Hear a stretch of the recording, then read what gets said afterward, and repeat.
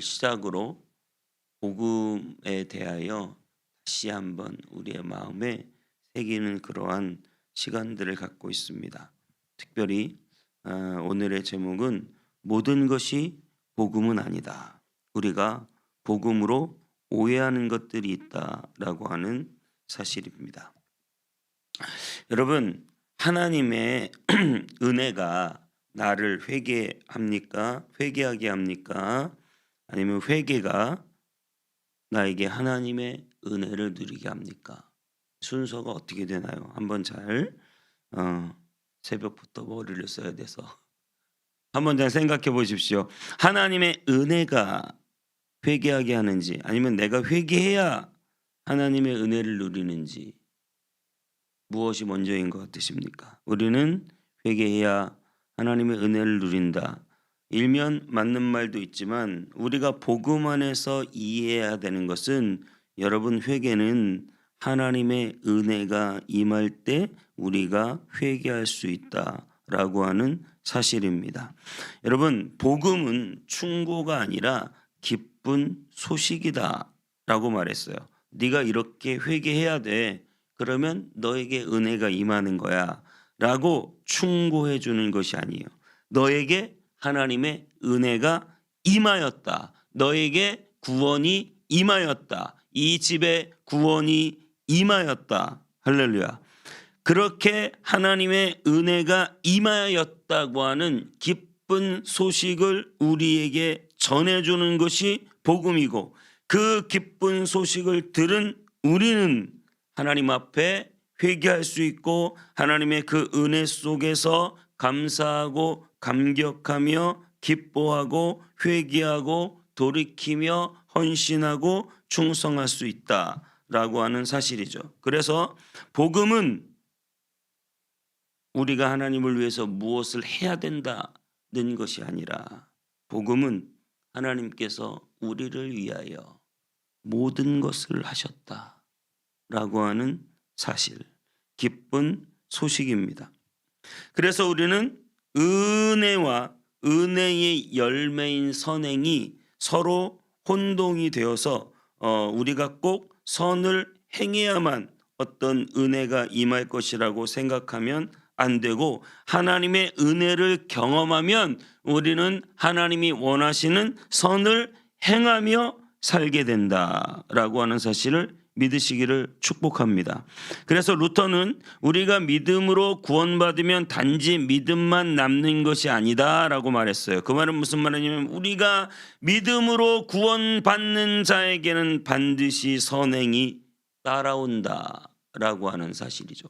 복음의 씨앗이 심겨졌으면 이것이 자라고, 사과씨를 심었으면 사과가 열매 맺는 것이 자연스러운 것처럼, 사과의 씨앗을 심어놓고 사과 열매는 어디 공장 가가지고 만들어 오려고 따로 떨어뜨려서 생각하면 안 된다라고 하는 사실이죠. 복음은 우리에게 결과물을 가져옵니다. 복음은 우리의 삶을 치료합니다. 회복시킵니다. 복음은 내 삶 가운데 정의와 사랑을 나타내게 합니다. 복음을 심으면 그것이 열매로 자연스럽게 맺게 된다는 거예요. 이거를 나무 따로, 사과나무 따로, 사과 열매 따로 따려고 하면 안 되는 거예요. 여러분이 복음이라고 하는 사과나무를 심었으면 열매라고 하는, 선행이라고 하는 것도 자연스럽게 따게 되는 거예요. 그 안에, 그 복음의 풍성함 안에 다 있는 것입니다. 이것이 따로 분리되지 않는다라고 하는 사실이에요. 그래서 여러분, 우리는 내가 죄를 버리는 것이 하나님의 은혜를 경험하는 조건이 되면 안 되고, 우리는 하나님의 은혜를 경험하면 우리의 죄를 버릴 수 있는 것입니다. 하나님의 은혜를 경험하면 내가 사랑과 정의의 삶을 살 수 있고, 하나님의 그 은혜를 경험하고 복음이 내 안에 흘러 들어오면 그 복음의 풍성한 것들이 나의 삶 가운데 회개로, 사랑으로, 정의로 하나님의 놀라운 그러한 치유와 회복의 역사들로 열매 맺게 된다라고 하는 사실을 믿으시기 바랍니다. 복음을 예수님의 십자가라고 한다면 복음의 양편 두 강도가 있다고 한 신학자가 말했어요. 오른편 강도, 왼편 강도가 있다는 거예요. 그것은 무엇이냐면 하나는 율법주의, 하나는 율법 폐기주의. 율법 폐기주의는 아시겠죠? 율법 폐기주의는 오늘 탕자 같은 거예요. 내가 아버지의 그냥 그 뜻하고는 상관없이 그냥 내 마음대로 살다가 교회 돌아와서 회개하고, 다시 또 세상 나가서 내 마음대로 살다가 교회 돌아와서 회개하고. 그러니까 기쁨은 세상 가서 얻고 교회는 혹시나 지옥 갈까 봐 와서 회개하고. 그래서 율법을 폐기하며 사는 거예요. 하나님의 계명과 상관없이, 하나님의 말씀과 상관없이 내 마음대로 살다가 교회 와서 그냥 한번 씻는 거예요. 여러분의 기쁨이 하나님의 교회에 있게 되심을 축복합니다. 여러분의 기쁨이 하나님의 말씀 안에 있는 것임을 믿으시기 바랍니다. 이게 분리돼 버리면 안 되는 거예요. 우리의 영원한 기쁨은 오직 주님 안에 있음을 여러분 믿으시기 바랍니다. 이것이 바로 율법 폐기주의예요. 그냥 내 마음대로 살고 싶다는 거예요. 한편 강도. 그런데 우리가 가장 쉽게 범하는 복음이 아닌 것이 있어요. 그것은 무엇입니까? 우리가 늘 이야기하는, 자주 이야기하는 그것은 바로 율법주의예요. 율법주의, 반대죠. 율법주의, 내가 뭘 해야만 한다. 나는 아버지께 인정받아야만 하고, 나는 무언가를 해야만 하고, 내가 무언가를 하는 이유는 아버지께 인정받기 위해서고 사랑받기 위해서고. 여러분, 하나님은 여러분을 이미 사랑함을 믿으시기 바랍니다. 사랑 안에서 자유하시기 바랍니다. 그러니까 율법 폐기주의는 이 탕자의 비유에서 보면 방탕한 동생이에요. 그렇죠? 자기 마음대로 나가서 사는 거예요. 그런데 얘만 문제가 있는 게 아니에요. 율법주의라는 게 있어요. 이건 지금 우리가 오늘 본문 읽은 탕자의 형이에요. 탕자의 형은 아버지 옆에 붙어 있어요. 아버지 옆에 붙어 있어요. 그런데 아버지 옆에 붙어 있기는 한데 자유가 없어요. 기쁨이 없어요. 감격이 없어요. 두려움이 있고 불안이 있고 염려가 있고 자기 재산에 대한 욕심이 있고 아버지 옆에 붙어 있어요. 그런데 늘 뭔가 매여 있는 거예요. 그것이 바로 율법주의입니다. 율법주의로 신앙생활하면 나는 예수님을 믿었어요. 그런데 나는 더 열심히 기도하고 더 열심히 성경 보고 더 열심히 순종해야 아버지께서 나를 인정하시는 거예요. 그래서 점점 더 강한 훈련과 그러한 것들 속에 내 몸을 올가매죠. 그래서 율법주의가 심하면 강한 훈련을 해야 된다고 강조하면서 어떤 교회는 굉장히 강한 훈련을 시킨다고 하면서 사람들을 폐가에 데려가고, 새벽부터 말씀드리긴 좀 그럽니다만은 더 심한 데는 사람의 인분을 먹인대요. 뉴스에다 나온 얘기잖아요. 율법주의로 자기를 얽어매는 거예요. 이걸 해야 돼. 이렇게 강하게 훈련 받아야 돼. 그래야 아버지가 널 사랑하셔. 그 안에는 기쁨이 없고 자유가 없는 것입니다. 여러분, 율법 폐기주의도 복음이 아니지만 율법주의도 복음이 아닙니다. 탕자의 형처럼 매사에 불평이고 불만이고 힘들고 어렵고 그렇다고 아버지를 떠날 수는 없고 뭔가 하나라도 떨어지기를 바라고 오늘 그 형이 그렇게 아버지 앞에 따지지 않습니까? 나에게 뭐라도 하나 해주신 적이 있나요?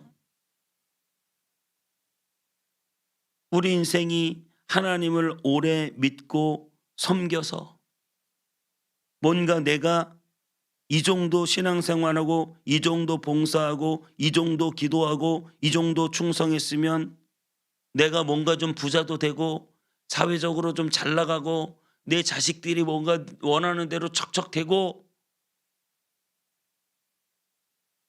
아버지 나한테 해준 게 뭐가 있습니까?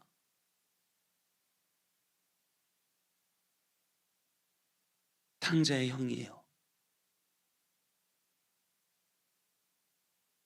교회 안에 있지만 감사와 감격과 자유를 잃어버렸어요. 여러분, 예수 그리스도를 믿고 따라가는 여러분, 이 교회 나와 신앙생활하는 여러분, 여러분 안에 감사가 있습니까? 감격이 있습니까? 주님을 믿고 따름에 여러분들 안에 자유함이 있습니까? 남들 눈치 보고 사람들이 이 정도는 해야 믿음 좋다고 하고 목사님이 이런 건 하라고 하니까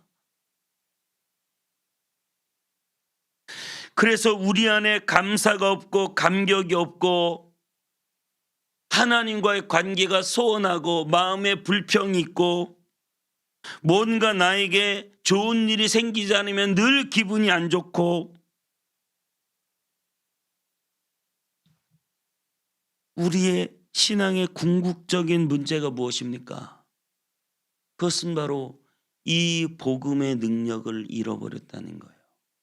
복음이 아닌 율법주의를 붙잡고 내가 좀 더 노력해야 뭔가 될 거라고 생각하면서 진정한 그 복음 안에 모든 것이 이미 갖춰져 있는 그 복음 안에서 감사하고 감격하고 기뻐하고 자유하지 못하다.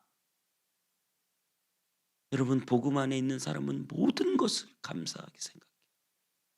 모든 것이 협력하여 선을 이룸을 믿어요. 아무리 어려움이 오고 고통이 와도 하나님은 이를 통하여 반드시 선한 열매를 맺게 하신다라고 하는 사실을 믿습니다.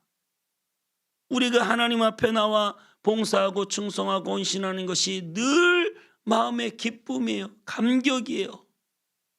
무엇이든 내가 주님을 위해서 할 수 있을 것 같아요. 여러분, 우리가 그 감격을 잃어버렸다면 하나님 앞에 우리가 구해야 되는 것은 주님, 내가 율법주의로 뭔가 해야 주님이 좋아할 것처럼 그렇게 사는 사람이 아니라 주님, 내가 주님을 너무 사랑하기 때문에 주님을 기뻐하기 때문에 복음에 감격하기 때문에 나는 무엇이든 주님을 위하여 할 수 있는 사람이 되게 하여 주옵소서. 무언가 내가 얻어서 하는 것이 아니에요. 나에게 뭔가 떨어지니까 하는 게 아니에요. 나는 이미 다 받았기 때문에 복음 안에 내가 모든 것을 다 받았기 때문에 감사하고 감격해서 하나님이 기뻐하시는 일을 기쁜 마음으로 하게 되는 것이죠. 여러분, 그 복음의 능력, 복음의 은혜를 회복하시기를 바랍니다. 하나님이 우리에게 임하여 주시기를 바랍니다. 제가 지난주부터 계속해서 드리는 기도의 제목이 있다면 하나님, 우리에게 임하여 주옵소서. 하나님을 경험하게 하여 주옵소서. 그 은혜가 우리 가운데 임하여 우리가 감사와 감격 속에 그냥 예배당에 앉으면 눈물이 나고 성경을 펼치기만 해도 감사하고 그냥 입에서 찬양이 절로 나오고 그래서 우리가 율법주의로 얼검해서 신앙생활하는 게 아니라 얽매여서 하는 것이 아니라 억지로 하는 것이 아니라 어쩔 수 없어서 하는 것이 아니라 기쁨과 감사 가운데 주님을 섬기고 이 땅에 하나님의 나라를 온전히 이루며 이미 임한 천국을 누리며 이 땅에서 살아가게 되시는 저와 여러분 다 되시기를 주님의 이름으로 축복합니다. 기도하겠습니다. 하나님, 모든 것이 복음 같지만 모든 것이